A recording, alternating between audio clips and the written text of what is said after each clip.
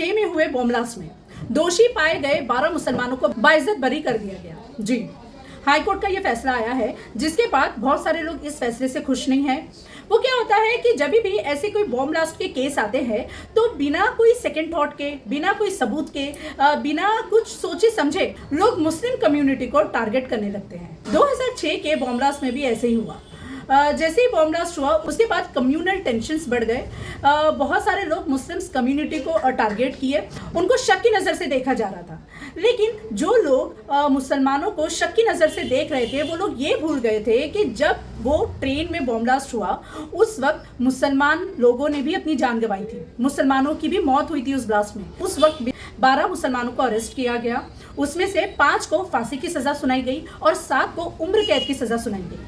लेकिन 18-19 साल बाद अब ये सभी बेगुनाह साबित हुए। इनके खिलाफ किसी भी तरह का कोई पुख्ता सबूत नहीं मिला। इन लोगों को टॉर्चर करके कन्फेशन लिया गया, टॉर्चर करके हरास कर कर कबूलनामा लिया गया। लेकिन क्या आपको मालूम है, पुलिस के सामने किया गया कन्फेशन एडमिसिबल होता ही नहीं है।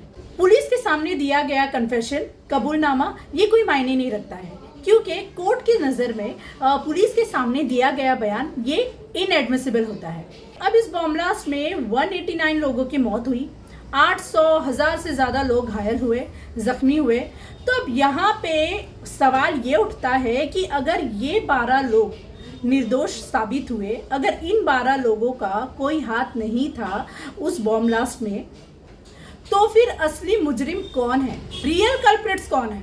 19 साल से ये लोग जो बेगुनाह है, ये 12 मुसलमान लोग जेल में सड़ रहे थे। अब जाके ये बेगुनाह साबित हो गए। लेकिन इनके बेगुनाह साबित होने के बाद, इनको बाइज्जत बरी करने के बाद अब ये सवाल उठ रहा है कि आखिरकार जो रियल कल्प्रिट्स है वो कहाँ पर है।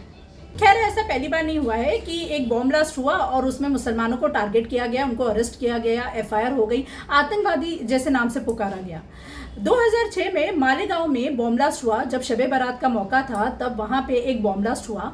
उसके बाद भी क्या होता है कि मुसलमानों को अरेस्ट कर लिया जाता है, उनके ऊपर FIR हो जाती है, उनको जेल में रखा जाता है, बहुत साल गुजर जाते हैं। लेकिन बाद में ये साबित होता है कि जो मुसलमानों को जेल में रखा गया उनका मालेगांव बॉम्ब ब्लास्ट से किसी भी तरह का कोई कनेक्शन नहीं है, उनको भी बाइज्जत बरी किया गया।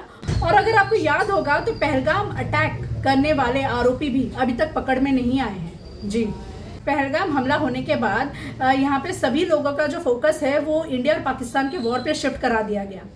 लेकिन जो मेन मुद्दा था, जो मेन क्वेश्चन था आरोपियों को पकड़ने का, वो क्वेश्चन तो कहीं पे छुप गया। पहलगाम हमले के आरोपियों को भी पकड़ना बाकी है, 2006 हमले के आरोपियों को पकड़ना बाकी है। अब यहाँ पे प्रशासन को 2006 के आरोपियों को भी ढूंढना है, यहाँ पे प्रशासन को पहलगाम आतंकी हमले के भी आरोपियों को ढूंढना है।